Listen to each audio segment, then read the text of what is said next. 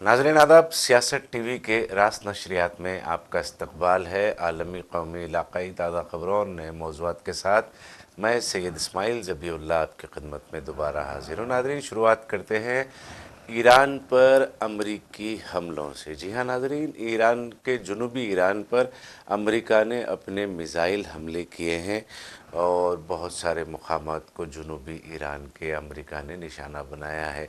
ये मामला उस वक्त सामने आया जब आयतुल्लाह ख़ामेनेई, रहबर मौज़म आयतुल्लाह ख़ामेनेई की जो जुलूस जनाज़ा जो है वो निकाला जा रहा था और ईरान भर में शोक मनाया जा रहा था। दुनिया भर के 72 ममालिक के लोग ईरान तेहरान पहुंचकर आयतुल्लाह ख़ामेनेई को ख़िराज अक़ीदत उन्होंने पेश किया था। इसी दौरान अमेरिका ने जुनूबी ईरान पर हमला कर दिया है। जुनूबी और अमेरिका के जो हमले हैं, अमेरिका के हम जवाबी कार्रवाई में ईरान ने भी मगरबी एशिया में जो अमरीकी ठिकाने हैं उनको बड़े पैमाने पर निशाना बनाया है। ऐसा लग रहा है कि फिर एक मर्तबा जो है जंगी सूरत हाल मगरबी एशिया में फिर दोबारा मंजर आम पर आएगी और हालात कशीदा हो जाएंगे।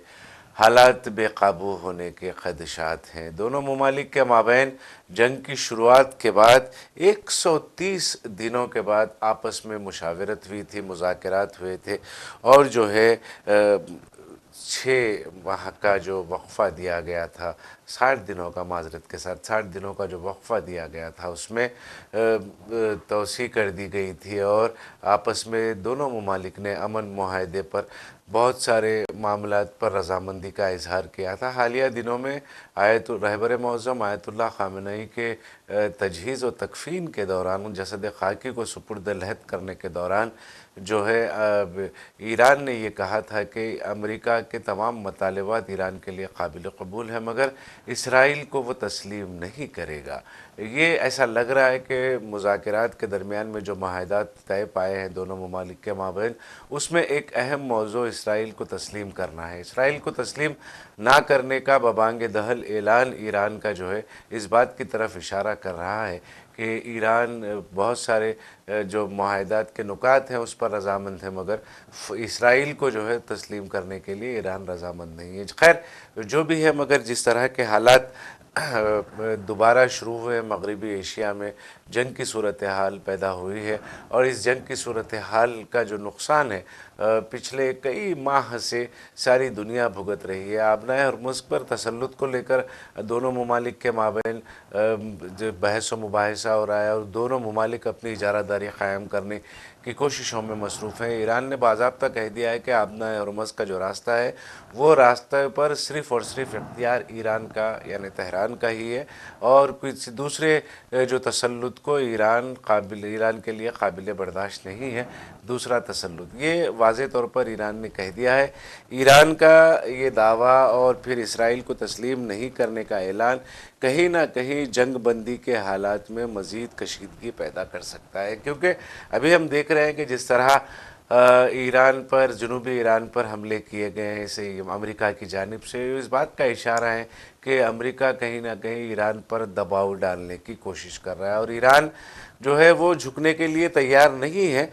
ईरान ने वाज़ेह कह दिया है कि हम देखिए यहाँ पर एक चीज़ तो आपको नज़र भी आ जाएगी, इस चीज़ आपको साबित भी हो जाएगी कि ईरान ने झुकना मंजूर नहीं किया। आयतुल्लाह ख़ामेनेई जैसे बुर्दबार और दूरंदेश जो है लीडर को, रूहानी लीडर को ईरान ने खोया और फिर कई जो ईरान के अहदेदार हैं उनकी भी जानें इस जंग में चली गई। मिलिट्री फ़ौजी अहलकार जो है, बड़े जो आला मनसूबों पर फायज फ़ौजी अहलकार थे, उनकी भी जानें इस जंग में चली गई मगर ईरान ने पीछे हटने से इनकार कर दिया और ईरान अमेरिका के सामने झुकने से इनकार कर दिया। जबकि ईरान ने अपनी जवाबी कार्रवाइयों में न सिर्फ इसराइल को निशाना बनाया, इसराइल को निशाना बनाते हुए वो जो आयरन डोम का जो ढिंडोरा पीटा गया था, वो आयरन डोम के ढिंडोरे को भी तहस नहस कर दिया। और फिर मगरबी एशिया में खलीजी ममालिक में जहाँ पर अमरीकी ठिकाने ठिकाने हैं वो अमेरिकी ठिकानों को भी मुसलसल निशाना बनाने का काम ईरान की जानिब से किया जाता रहा जवाबी कार्रवाइयों में। तो ईरान ने वाजे कर दिया है कि वो जो है आगे किसी के झुकेंगे नहीं, सरनिगू नहीं होंगे और जो है वो मुकाबला करेंगे। तब तक मुकाबला, आखिरी जब सांस बाकी रहेगी तब तक मुकाबला करने का भी बाज़ाब्ता ईरान ने ऐलान किया है। अब यहाँ पर अहम बात यह है कि असरात जो है ये जंग के, वो असरात सारी दुनिया पर पड़ रहे हैं। दुनिया भर में वो ममालिक जहाँ पर तेल, पेट्रोलियम मसनूआत की जो खपत है वो ज़्यादा जहाँ पर है, उन ममालिक में परेशानियों का सामना करना पड़ रहा है। देखिए, मुतबादिल के तौर पर एथनॉल से बनाए गए पेट्रोल और डीज़ल को हिंदुस्तान में लॉन्च किया जा रहा है, जबकि तनाज़ात इस पर चल रहे हैं और इथेनॉल से बना हुआ जो पेट्रोल है वो गाड़ियों के लिए नुकसानदेह बताया जा रहा है। उस पर उसका मुतबादिल या फिर एथेनॉल को लॉन्च करने के लिए हुकूमत जो है उसको तातुल का शिकार बना रही है। पेट्रोलियम वजारत के ज़ेर एहतमाम एक इजलास भी एक रोज़ क़ब्ल मुनक़्क़िद हुआ, तो उसके नताइज अभी निकल कर सामने नहीं आए, मगर ऐसा ख़दशा ज़ाहिर किया जा रहा था कि एथेनॉल को लेकर जो है हुकूमत कुछ संजीदा इक़दाम उठाने की फ़िराक में है और एथेनॉल की लॉन्चिंग को जो है उसको वो मुलतवी कर देगी। एलपीजी और पीएनजी गैस, पकवान गैस का हालांकि आबनाए हुरमुस में बहाली के बाद जो है हिंदुस्तान में पीएनजी की कीमतों में कहीं ना कहीं इजाफा आया था। कमर्शियल और घरेलू इस्तेमाल की पीएनजी जो गैस है उस पर कमी आई थी, मगर अब फिर दोबारा जंग शुरू हो जाएगी और आबनाए हुरमुस को लेकर जो है आबनाए हुरमुस को तसल्लुत को लेकर जब बहस व मुबाहिसा बढ़ जाएगा और कोशिशें बढ़ जाएंगी, फिर हो सकता है कि अमेरिका की दोबारा अमेरिका ईरान के बंदरगाहों की दोबारा नाकाबंदी कर दे। तो फिर ये नाकाबंदी का तमाम जो है असरात जो हैं वो सारी दुनिया की मईशत पर पड़ सकते हैं। जैसा कि माजी में भी हमने देखा, मगरिबी ममालिक जो है वो शदीद तौर पर मुतासिर हुए थे इससे। ये जो वाक़यात पेश आए, आबनाए हुरमुस को बंद कर दिया गया और एक अहम आबी राह गुज़र जो है जहाँ से ख़ास तौर पर ईरान और दीगर ममालिक से पेट्रोल और दीगर पेट्रोलियम मसनूआत, एलपीजी हो या पीएनजी हो या फिर दीगर साजो सामान हो जिसका गुज़र होता है, अभी राह गुज़र है, और उसको बंद कर देने के बाद जिस तरह के हालात मगरिबी ममालिक में पेश आए थे वो इंतहाई तशवीशनाक थे।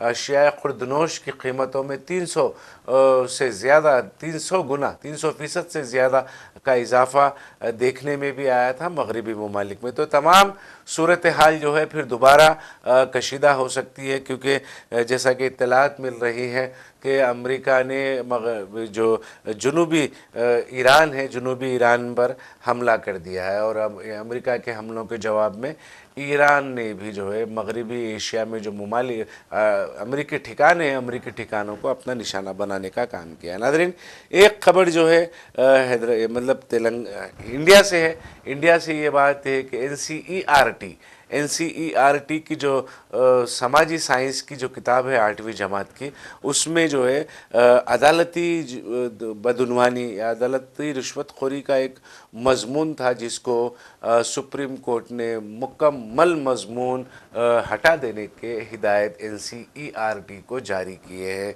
यह 8वीं जमात की किताब, निसाबी किताब है। 8th क्लास की जो सिलेबस होता है वो निसाबी किताब में ये मजमून था। समाजी साइंस, सोशल जिसको हम कहते हैं, समाजी इल्म जिसको कहते हैं, मगर अब एनसीईआरटी में समाजी साइंस है वो सोशल साइंस है। तो सोशल साइंस में एक मजमून अदालती बेदुनवानी पर, रिश्वतखोरी पर था जिसको हटाने के अहकामात सुप्रीम कोर्ट ने दिए हैं। इस मजमून के तहत जो है करप्शन इन द जुडिशरी, यानी अदालतों में जो है, अदलिया में जो है बदउनवानी, रिश्वतखोरी, और फिर जुडिशल बैकलॉग्स, जो काम अदालती सतह पर रुके हुए हैं, रुक जाते हैं वो, और फिर discussion on certain landmark supreme court judgments, supreme court के तारीख साज फैसलों, कुछ बाज़ फैसलों पर तबादले ख्याल, ये उन्वानात थे जिसको सुप्रीम कोर्ट ने फौरी तौर पर हटाने के अहकामात एनसीईआरटी को जारी किए हैं। एनसीईआरटी जो है ये 10वीं 11वीं और 12वीं जो मरकज़ी सिलेबस होता है उसको उसके निसाबी किताबें तैयार करने का काम एनसीईआरटी करता है। एनसीईआरटी को हिदायत दी गई है कि फौरी तौर पर समाजी साइंस से, सोशल साइंस से इन मज़ामीन को हटा दिया जाए। देखिए कहीं ना कहीं अदालतों पर भी अब सवाल उठने लगे हैं।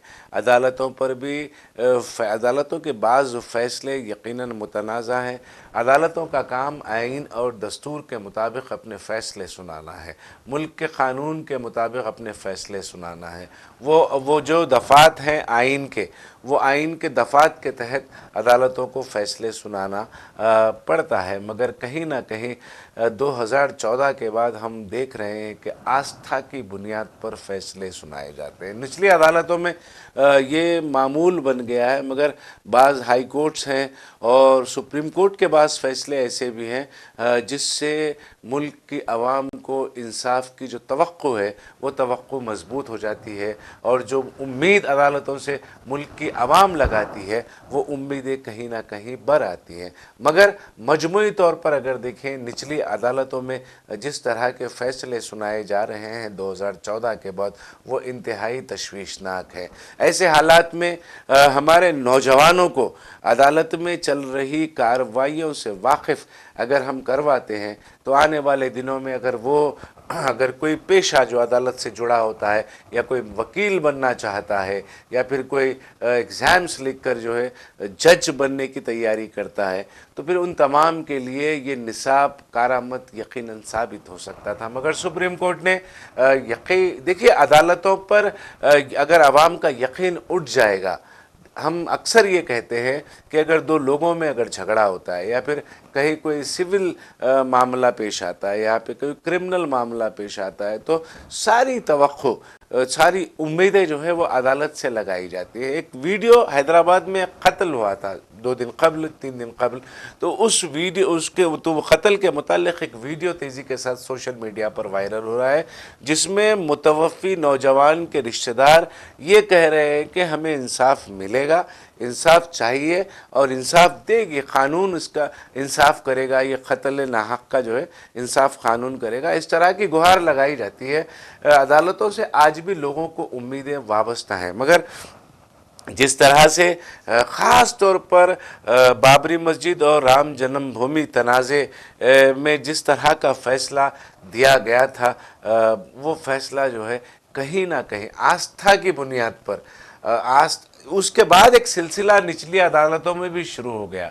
हमने संभल की मस्जिद के मामले पर देखा, ज्ञानवापी मस्जिद के मामले पर देखा, तो ये तमाम मामलात पर निचली अदालतों ने जो अहकामात उजलत में जारी किए हैं, उससे कहीं ना कहीं उम्मीदें जो हैं अदालतों पर, जो उम्मीदें उठती हैं, उम्मीदें लगाई जाती हैं आवाम की, उनको कहीं ना कहीं ठेस पहुंची है।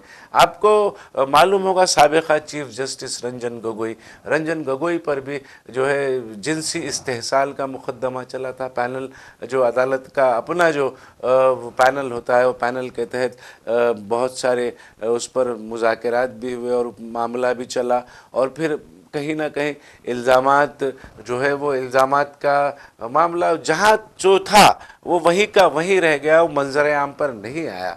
मगर कहीं ना कहीं कुछ चल तो रहा ज़रूर है, जिसका असर देखने को मिल रहा है, क्योंकि जब उन्होंने रंजन गोगोई ने जब फ़ैसला सुनाया था, आस्था की बुनियाद पर उनके पैनल ने जब फ़ैसला सुनाया था बाबरी मस्जिद और राम जन्मभूमि का जो तनाज़ा था वो तनाज़े पर, तो फिर उसके बाद जो है रंजन गोगोई रिटायर्ड हुए और फिर रुकन राज्यसभा बना दिए गए। तो ऐसे बहुत सारे मामलात हैं। हमने देखा कि पिछले जो साबिक़ा चीफ जस्टिस थे, जस्टिस चंद्रचूड़, चंद्रचूड़, जस्टिस चंद्रचूड़ ने भी जो है एक लीडर के घर में, एक अवामी नुमाइंदे के घर में, एक पॉलिटिकल पार्टी के बड़े लीडर के घर में गणेश भगवान की पूजा करने के लिए वो वहाँ पहुँच गए थे। तो ऐसे बहुत सारी मिसालें हैं जिसको देखने और सुनने के बाद कहीं ना कहीं अदालतों पर जो आवाम का यकीन है वो यकीन ख़त्म होता दिखाई दे रहा है। और फिर ऐसे में NCERT ने अगर ये समाजी साइंस में अगर ये मज़ामीन को रखा था, ख़ास तौर पर corruption in the judiciary, justice, judicial backlogs और discussion on certain landmark supreme court judgements, तो अगर ये निसाब को अगर शामिल कर दिया जाता तो वो बच्चों को जो तालीम हासिल कर रहे हैं, कम उम्र जो बच्चे हैं, जहन में उनके पास जो अदालत की हकीकी तस्वीर, अदालतों में जिस तरह के काम किए जा रहे हैं उसकी तस्वीर उनके जहनों में बैठती और एक उसको ख़त्म करने की या फिर उसको रोकने के लिए एक जहन तैयार होते, कुछ जहन तैयार होते, मुल्क के मुस्तकबिल के लिए वो जहन यकीनन कारामद साबित होते। मगर कहीं ना कहीं सुप्रीम कोर्ट को लगा कि ये जो फ़ैसला है वो फ़ैसला निसाब का जो NCERT ने जो निसाब में शामिल किया है वो कहीं ना कहीं गलत है, इसीलिए सुप्रीम कोर्ट ने उसको हटाने के अहकामात जारी किए। सुप्रीम कोर्ट में जो है एक मफाद आम्मा की दरख्वास्त, PIL की दरख्वास्त जो है दायर की गई थी, इसके हवाले से उस पर कार्रवाई करते हुए सुप्रीम कोर्ट ने NCERT को ये हुक्म दिया है कि समाजी साइंस 8वीं जमात की जो सिलेबस है, निसाब है समाजी साइंस का, उसमें से ये judicial corruption in the judiciary, judicial backlog और discussion on certain landmark supreme court judgement, इसको हटाने के अहकामात जारी किए। नाज़रीन, वहीं पर आप देखते हैं कि इलाहाबाद हाई कोर्ट ने एक बेहतरीन, एक तारीख साज फैसला सुनाया है। आपको याद होगा गाज़ियाबाद का जो है खोड़ा इलाके में एक मदरसे को मुकफ़ल कर दिया गया था, मदरसा बंद कर दिया गया था। ये कहते हुए योगी आदित्यनाथ हुकूमत इंतज़ामिया ने ये कहते हुए मदरसे को बंद कर दिया था कि जो है मदरसा गैर क़ानूनी तरीक़े से बग़ैर रजिस्ट्रेशन के चलाया जा रहा है। उस फैसले को बंद करने के बाद, बंद करने के फ़ैसले को जो है खोड़ा का जो मदरसा है वो मदरसा इंतज़ामिया ने फ़ौरी तौर पर अदालत में इसकी गुहार लगाई और अदालत से ये फ़ैसला अब आया कि मदरसे के ऊपर जो मोहर लगाई गई है उसको फौरी हटाया जाए। ये वही खोड़ा का मदरसा है जहाँ पर आई लव मोहम्मद सल्लल्लाहु अलैहि वसल्लम के जो पोस्टर्स हैं वो निकले थे और उस पर मुकदमा दर्ज किया गया था मस्जिद कमेटी के नाम पर। आप क्या, जब भी हमने ये कहा था कि क्या आई लव मोहम्मद का पोस्टर मस्जिद में रखना क्या जुर्म है, क्या गुनाह है? योगी आदित्यनाथ खुद हुकूमत को आई लव मोहम्मद के पोस्टर से इतना खौफ किया है, इतना डर किया है, तब भी हमने ये सवाल किया था।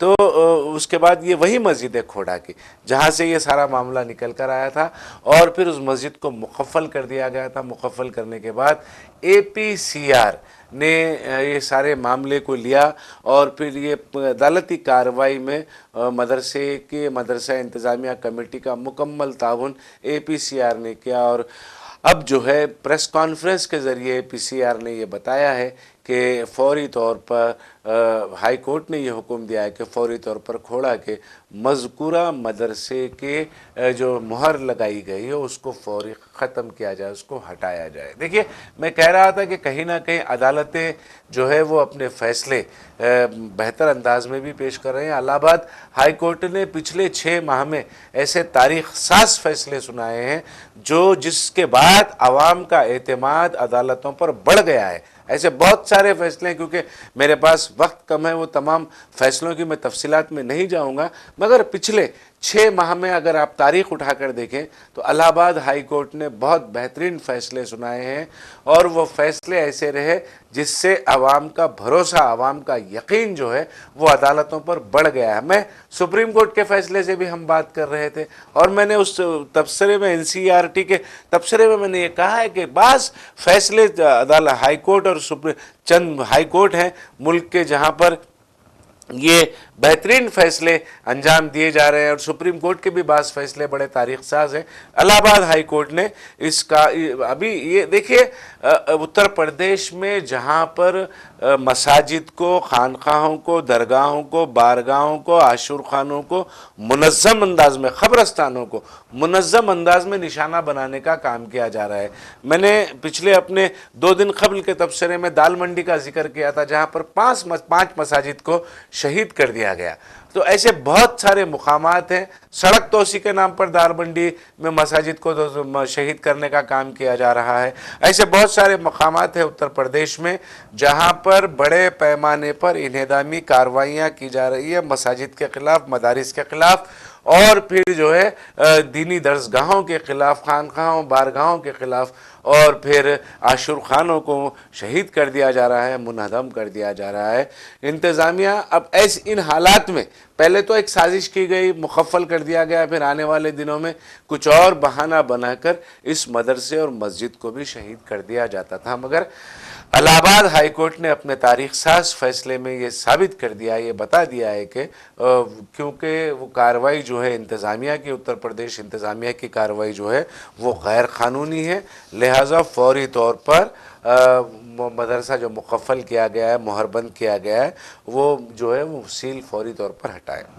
अदालतें कहीं ना कहीं जो है अपना काम कर रही हैं। अदालतों को में इंसाफ को ज़िंदा रखा है बाज़ अदालतों ने, और बाज़ कहीं पर ऐसा भी होता है, जैसा कि निचली अदालतों का मैंने कहा कि निचली अदालतों में आस्था की बुनियाद पर फैसले सुनाना एक मामूल बन गया है। नाज़रीन, बंगाल के बुरईपुर में जो अस्मत रेज़ी का वाक़या पेश आया था, आपको याद होगा 24 परगना जो है जुनूबी जो परगना 24 में का एक इलाक़ा है बुरईपुर, वहाँ पर एक 13 साला मासूम लड़की की इज्तिमाई अस्मत रेज़ी थी। लोगों ने उसकी अस्मत रेज़ी की और फिर मासूम को मार दिया। मार कर एक बुरईपुर के एक जो झील होती है, तालाब होती है, तालाब में मासूम की नाश फेंक दी थी और वो नाश 3 दिन बाद बरामद हुई। और उसके बाद एक कुछ लोगों को गिरफ़्तार किया गया था, एक मुलजिम को गिरफ़्तार किया गया था और उसको बीजेपी लीडर की मदाखलत के बाद रिहा कर दिया गया था। मगर जैसे ही पुलिस स्टेशन से वो बाहर आया, हुजूम ने उसको तशद्दुद का निशाना बनाया और जान से मार दिया था। हुजूमी तशद्दुद में वो मारा गया था। और फिर उसके बाद 3 लोगों पर मुकदमा दर्ज हुआ। एक और को ये कहा जा रहा है कि पुलिस ने गोली मारकर हलाक कर दिया है। कानून हाथ में लेने का काम, हम माजी में भी हमने ये कहा है कि शिद्दत पसंदी और इस तरह के फ़ैसले इंतशार को हवा देने का काम करते हैं। अदालतों पर जो यकीन है, अदालतों पर जो यकीन लोगों का आज भी बरकरार है, क्योंकि आज हमारी जो गुफ्तगू है इब्तिदा से ही अदालतों पर यकीन से निकली है। तो जिस तरह से अदालतें फ़ैसला सुना सकती हैं, अदालतों में अगर पेश करने के बाद कुछ मामलात होते हैं तो फिर वो ठीक होता है। मगर घिनौने जुर्म के लिए माजी में भी ये कहा गया है, माजी में भी बड़े पैमाने पर इस तरह की तहरीक चलाई गई है कि घिनौने जराइम के लिए इस्लामी सज़ाओं का इतलाक़ जो है घिनौने जराइम की रोकथाम के लिए मुफीद साबित हो सकता है। जैसा कि अगर आप अस्मत रेज़ी करते हैं, इस्लामी ममालिक में अस्मत रेज़ी के मुर्तकब पाए जाते हैं तो आपको संसार कर दिया जाता है ज़मीन में आधा गाड़ कर, या फिर आप चोरी के मामलात में आप मुलव्विस पाए जाते हैं और आप पर जुर्म साबित हो जाता है तो फिर आपके हाथ कलम कर दिए जाते हैं। तो ये गैर इंसानी इसको कहा जाता है। मगर कहीं ना कहीं इस तरह के सज़ाओं से जराइम में और ख़ास तौर पर घिनौने जराइम में मासूम बच्ची, राजस्थान का भी एक वाक़या निकल कर सामने आ रहा है।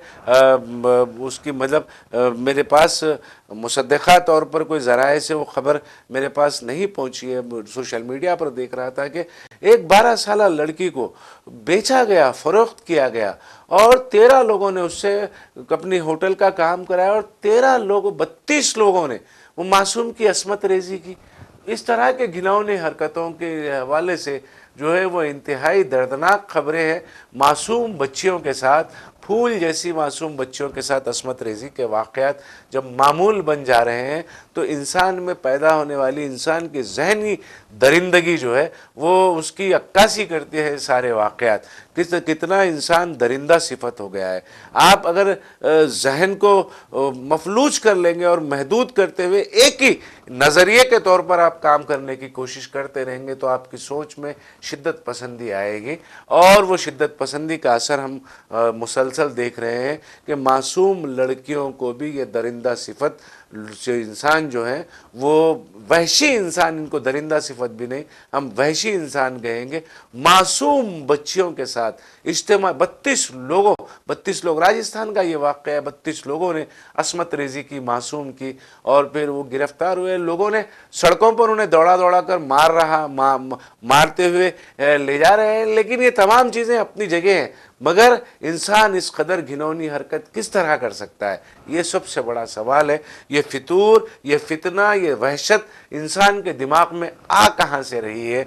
इन तमाम चीज़ों पर हुकूमतों को और जो है माहिरीन नफ्सियात जो हैं उनको इन तमाम चीज़ों पर गौर और फिक्र करने की शदीद ज़रूरत है। हम बात कर रहे थे बंगाल के बरईपुर की, जहाँ पर जो अस्मत रेज़ी और क़त्ल के वाक़े में मुलविस एक मुलजिम को बंगाल पुलिस ने गोली मारकर हलाक कर दिया। दूसरा ये कहा जा रहा है कि जिस शख्स को हुजूमी तशद्दुद में बंगाल में मारा गया था उस पर जो है उसको गलत है वो, और वो वाक़यात में ये अस्मत रेज़ी और क़त्ल के वाक़े में वो मुलविस नहीं था।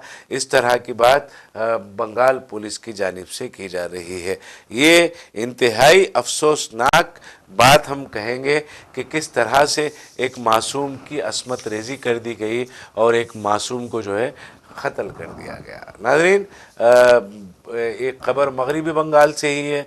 मगरिबी बंगाल में शुवेंदु अधिकारी हुकूमत ने स्कूलों में, जो सरकारी स्कूलों में जो दोपहर का खाना और नाश्ता दिया जाता था उसमें अंडों को तो बंद कर दिया है, मगर सड़कों पर अंडों की जो भरमार है, सियासी कायदीन पर अंडों से हमला जो है वो उसका सिलसिला बदस्तूर जारी है। अब CPIM की मीनाक्षी मुखर्जी को मगरिबी बंगाल में निशाना बनाया गया, उन पर अंडे फेंके गए हैं, अंडों से उन्हें हमला किया गया है उन पर। मीनाक्षी का कहना है कि BJP ये सब काम करा रही है। एक रोज़ कबल बुराईपुर में जब दौरे के लिए सियानी घोष, जो माजी में कभी तृणमूल कांग्रेस का हिस्सा थी, अब दूसरी पार्टी में वो चली गई हैं और फिर NDA का हिस्सा बन गई है, सियानी घोष, जब वो पहुंची तो वहाँ पर उनका इस्तकबाल अंडों से तो नहीं हुआ, मगर मुकामी लोगों ने उन्हें गद्दार और धोखेबाज के नारों से उनका इस्तकबाल किया। मीनाक्षी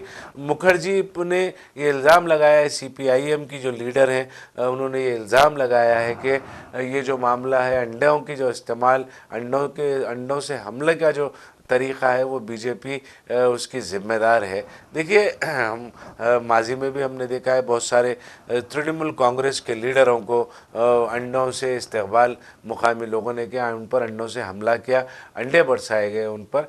तो लेकिन देखिए आप कैसा है कि मगरिबी बंगाल हुकूमत सरकारी स्कूलों में जो है वो अंडों पर पाबंदी आयद करने का काम कर रही है, मगर सड़कों पर अंडों से हमला मामूल बन गया है। हम बात करते हैं उत्तर प्रदेश की। पहली मर्तबा उत्तर प्रदेश के चीफ मिनिस्टर योगी आदित्यनाथ ने वाज़े तौर पर यह कहा, अपोजिशन को गिरगुट के लक़ब से पुकारा। ऐसा लगता है कि योगी आदित्यनाथ कहीं ना कहीं बौखलाहट का शिकार हो गए हैं। जिस तरह का मामला राम मंदिर अतियात चोरी का निकलकर सामने आ रहा है, BJP को अपोजिशन पार्टियां जो है मुसलसल मौरूद इल्ज़ाम ठहरा रही हैं। चंदा चोरी के मामले में चंपत राय, अनिल मिश्रा और दूसरों के नाम जिस तरह से मंजर-ए-आम पर आ रहे हैं, इन तमाम चीज़ों को लेकर BJP और ख़ास तौर पर योगी आदित्यनाथ जो है कहीं ना कहीं बौखलाहट का शिकार ज़रूर दिखाई दे रहे हैं। उन्होंने अब अपोजिशन को ये कहा है कि राम मंदिर की जो इफ्तिताह था उसमें तो